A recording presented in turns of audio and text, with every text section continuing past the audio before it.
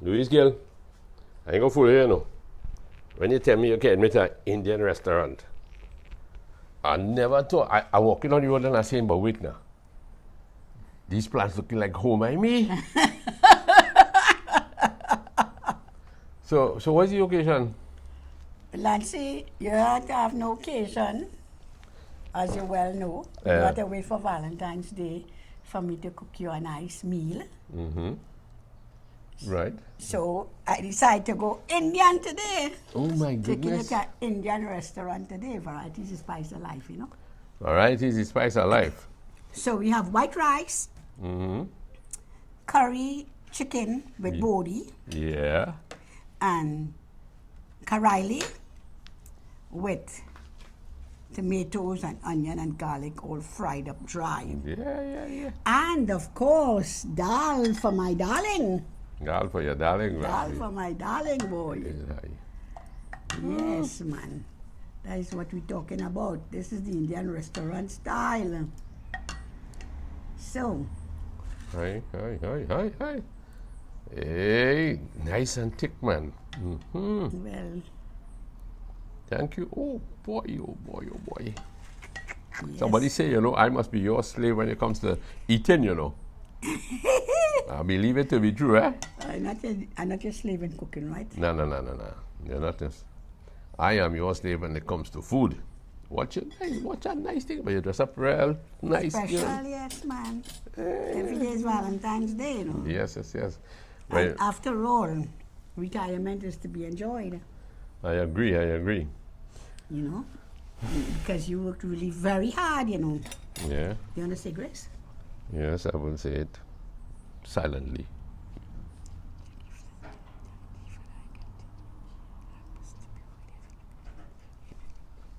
It's nice to be able to say grace, you know. When the kids see you saying grace, they pick it up, you know.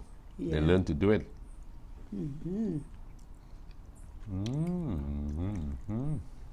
This dal is boss, boy. This dal is boss. And karaili, I love karaili, buddy. This is finger licking good. Mm-hmm. But I have to use a spoon. No.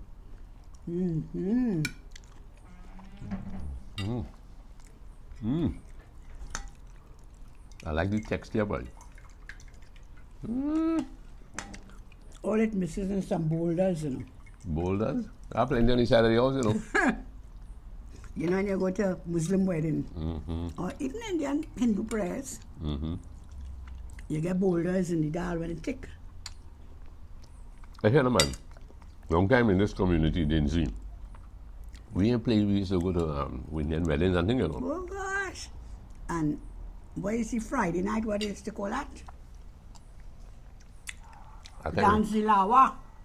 I danced so now. much lawa in my life, I could afford to stop dancing now. You feel so, yeah? I feel if you hear Tassa now, you're going to jump up. In fact, Tassa Van Pass, no.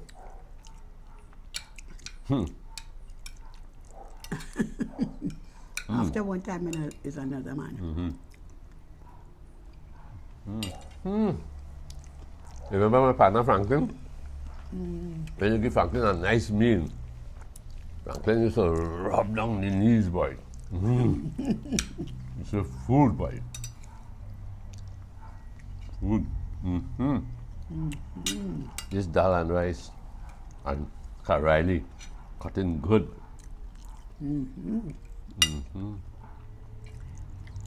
I wasn't very much of an Indian cook, you know.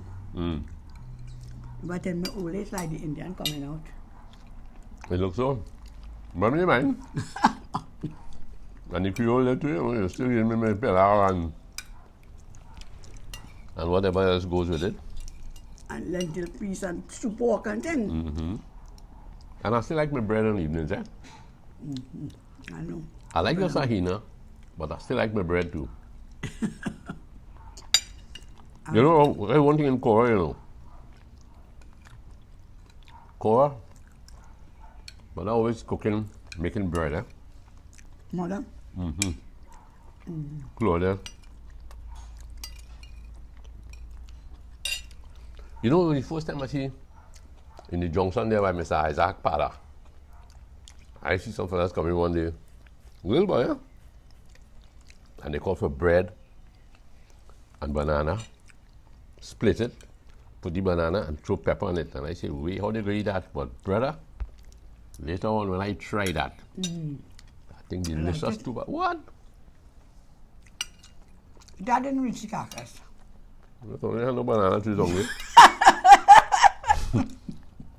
Only had coconut trees. What do you know about the Chinese man shop? They used to make a nice 6 cents bread. And you pay $10 and you get bread. And you know those good nice sausages that hang up? Hard sausage. Yes, boy. But that was salty, yeah? Cut it down and you cut But it it was thin. full of salt, yeah? And you sprinkle some pepper in that. And bread and cheese was $8 cents. And the bread and butter was 7 cents. What? The cheese make a difference over 1 cent? Yeah. But 1 cent in them days was 4 farthings, you know. 4 farthings with a cent?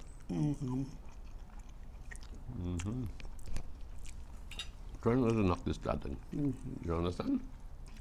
Yeah, boy, Lancy. What's that, the pepper? Tomatoes. Oh. And pimentos. I am so happy we can enjoy retirement. We had a piece of raw pepper in the fridge. Is still there? But don't worry to go for it. Why? Because you can't continue. No. I will continue. It's up to you. No, man, there is pepper in I'm tasting it. I'm tasting it. tasting the flavor. So, that you can enjoy retirement. I am home now 14 years. Can you believe that? Pension people, I say, they don't know why this lady had died. Oh, God, you say that. Let me ask you something. How many jobs you ever changed in your working career? Nancy, I was NP for 40 years. And when I left NP, I was 57. 57. Right? And I had a little summer job. Coconut water, girl. Yeah, man. That's what your niece brought for us. That was Rose brought yesterday? Yeah, man. That Rose always treat us kindly, you know. Thank you, Rose. My dear niece. I love the coconut water. She said, oh, man, you say you have no family again. She said, consider me a neighbor? Oh, God. Consider me a neighbor. No. But she always, when she check us, will always bring us something. Hey, you know something? Good, as a gift, you know. Remember we were something talking... that we will enjoy. Remember we were saying about the job, eh? I mean, let's tell you something. And she brought that yesterday when I was in my mouth. They say when you visit people, take a little gift with you. I really find that a good thing, you know. I think I had to start doing that in June. I know you do that, eh? You consciously, no. You unconsciously, you effortlessly will carry something for people. You're going Cora, you carry for the girls. You're going wherever. But I need to make a real effort to know, well, when I'm visiting people really and truly, you know, sometimes people bring a little chocolate when they're traveling. And it's a nice thing to do, really, yeah? Of course. Not that I'm canvassing for anything, you know, but I believe it to be something that It's very thoughtful. I really would. Anyway. My mother's sister, when she would visit us at an older age, she'd visit my sister. You talking about Auntie Mary? Auntie Mary. And Auntie Mary always walk with a little brown paper bag with little cakes and drops and, you know. Very true. And when she used to just hand it to the children. And that went on for years, you know. the children growing up knowing Auntie Mary with a brown paper bag. And one day, when Auntie Mary walking, she didn't have the brown paper bag. What did you do? And my niece, she was about 5 years old, she said, Auntie, where the brown paper bag? What Auntie maybe then that day must didn't have money to buy those. Who knows? Because you're buying so much children. But you see, Auntie Mary had the gift for carrying things, you know. But it's nice. It's a gift ready, you know. It's a gift to be thoughtful. Yeah. It's a very nice thing. But anyway, if people come and they don't bring anything, that is no big deal. You get the same treatment. We're getting the same treatment. At least here. At least here. I love this dal bhai. Especially for you, darling. But tell me something about your job. How many jobs have changed? Yeah. I was fortunate to land a good job very early in my life. And I stayed there for 40 years. Unlike now, young people, very qualified, and they get a 2-year contract. But in those days, from the time you get your 3 months probation, and you working well, and you're applying yourself, you're getting promotion, you're being recognized, and full benefits. You had medical plan, you had housing loan, you had overseas travel for senior staff. So, when you're leaving to go, boy, so I spent 40 years with NP. Yeah, but before that? I just had one summer job, lasted 3 months, Fuller's. Yeah, but you work with a travel company or something before that? Just a month. 1 month. So in other words, you left 2 jobs until you landed the 3rd one. Which was a good permanent job. Okay, let me ask you All the something. benefits and so working with an old company. But you were satisfied in your job? Yeah. I was satisfied. Very satisfied. Because, well, the first jobs, they didn't last too long for me to get bored or anything. But when I got a job with BP,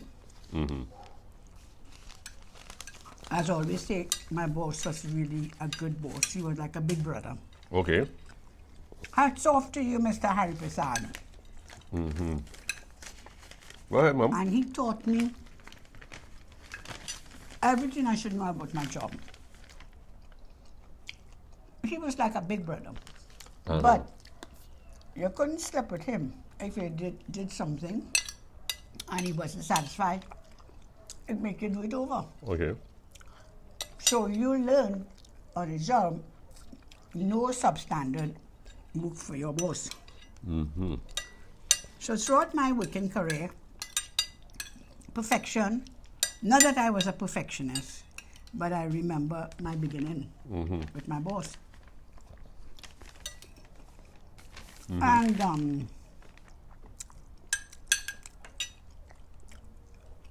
but I think when I went into audit department to do auditing is not a boring job.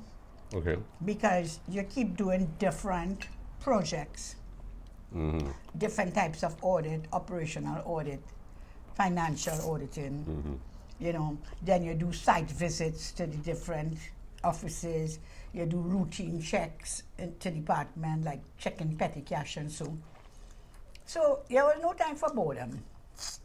And you still good with your accounts and all of that, eh?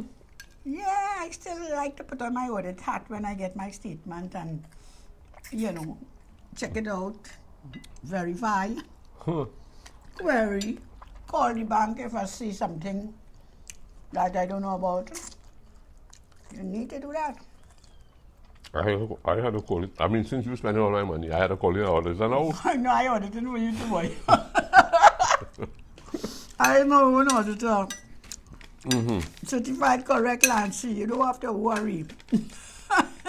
Well, listen to me. Why I asking all these questions here about job changing? And I'm glad that you have a stable background where you really and truly, you had no fear about staying on in your job until retirement. But I have to say, thank God. There's a lot of things about me that had stability. I left NP, it was 40 years, long service award. I had a helper, she worked with us for 35 years, long service award. I've been married to you going for 52 years.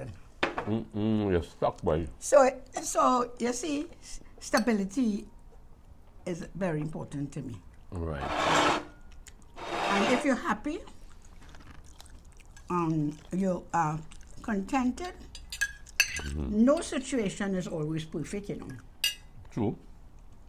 You know, like people, younger ones, they're in a job, they're frustrated, they feel like they're not getting enough money, they feel that they're bored because what they learn in university, they're not getting a chance to put it into action. But it's difficult, really, yeah? It is. So most times children have a degree in one thing and working in a totally different field. Few people, like engineers, yes, they get jobs to suit their qualification. But a lot of times, you might be a computer person and you're working in finance department. You know? You saw that happening in MP? You see a lot of you know, people have the degree in marketing and end up in finance. Vice versa is where you get a job. So there will be boredom and frustration, you know. But I always admire the switch that you made in life. The switch I made?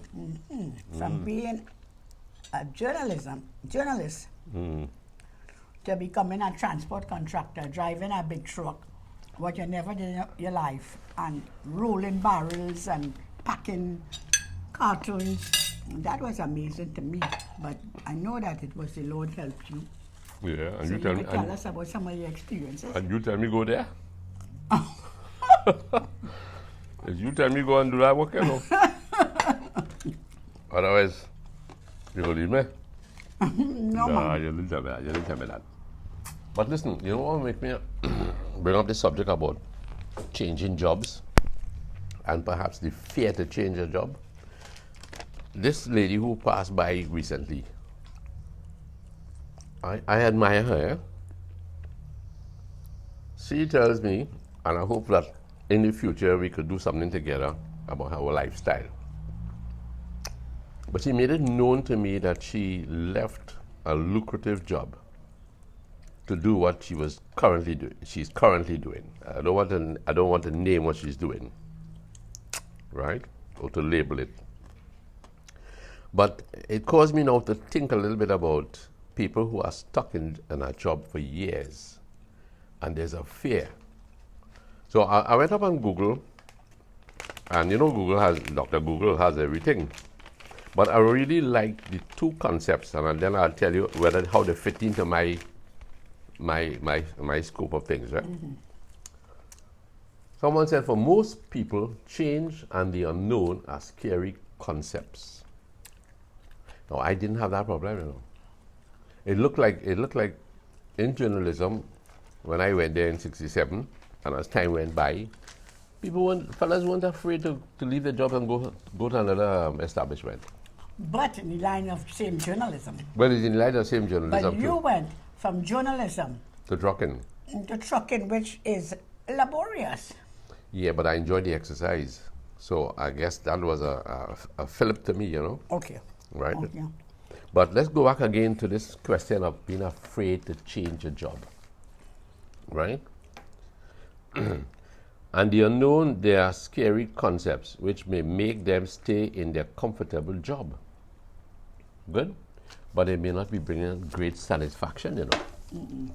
When someone is thinking, I want to leave my job, but I'm scared, the prospect of a different and unpredictable future is a significant source of that fear. But I'll tell you, you know, even when I made the switch from journalism to trucking, I thank God I really had no fear. I enjoyed the independence that trucking gave me. NP, the company was the lubricant, the marketing company was really good to us, right? I before landing that job there, I thought maybe I'll have to go in the countryside, buy produce and go to supermarkets and sell it. And you wondered at one point, you feel you could really do that? Yeah, that is laborious. Okay, let me go back to my old man. When when Miller's stores closed, how did it happen to the old man? Did he leave? Did Miller's stores close? I think he had retired. Okay. He had retired, he was a beekeeper, he was an accountant, a tailor, whatever. He had retired and then... That's right, he retired. And then like he needed to get a job.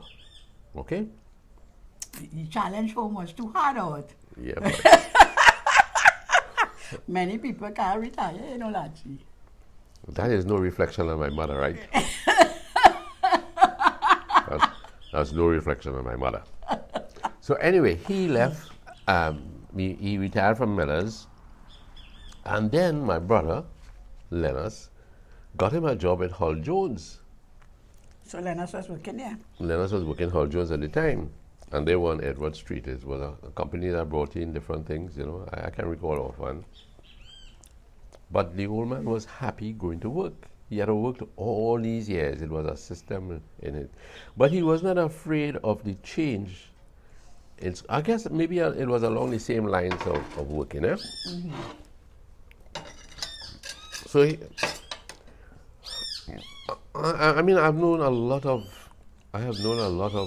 journalists who have switched jobs. As you say, it was a similar field. But when I really went into trucking, I had never driven a big truck before. Exactly, it was quite a challenge. You know, I never had gone into trucking. It was quite a challenge. Yeah, it was beautiful, you know. I like the independence it gave me when I loaded up the truck. One of these days I must talk about some of the episodes that came. You want some of this? Some of the episodes that happened in trucking. Funny. I met wonderful people along the way. I remember Mac. Mac was my mechanic. I found him late in the game, but he was very loyal. I called him one evening way up in Valsayn. The truck shut down and Mac was down Faisabad, and he came. He was dedicated as someone who could help you. But Mac was a fellow who believed in loyalty. Yeah? You were loyal to him, he would be loyal to you. And when I called him one evening late, I said, Mac, boy, I shut down in Valsayn, boy. What you could do for me? He said, I'm coming up. And he put me back on the road, you know? Yeah, he was a very good mechanic and turned out to be good friends too. Good friends, you know, and we can't forget these people along the way who really helped us survive, so to speak, eh? Yeah. So then, our journey took us all to Amoko, took us to Guayagari, all these places, Deep South, Barrackpore, places I'd never been before, you know.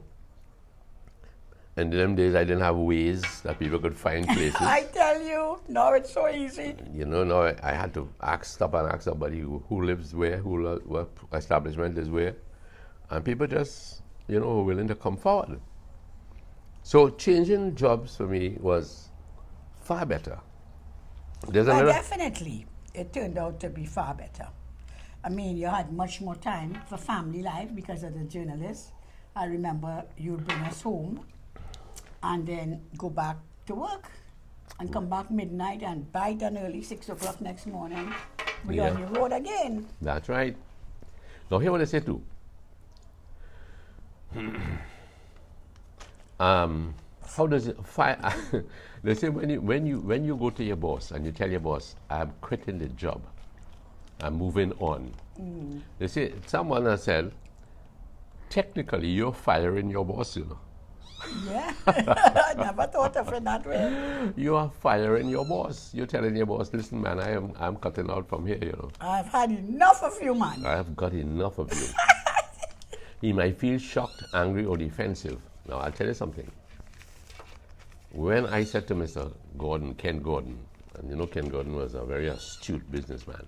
Mr. Gordon, I have written my resignation and here it is. I'm leaving.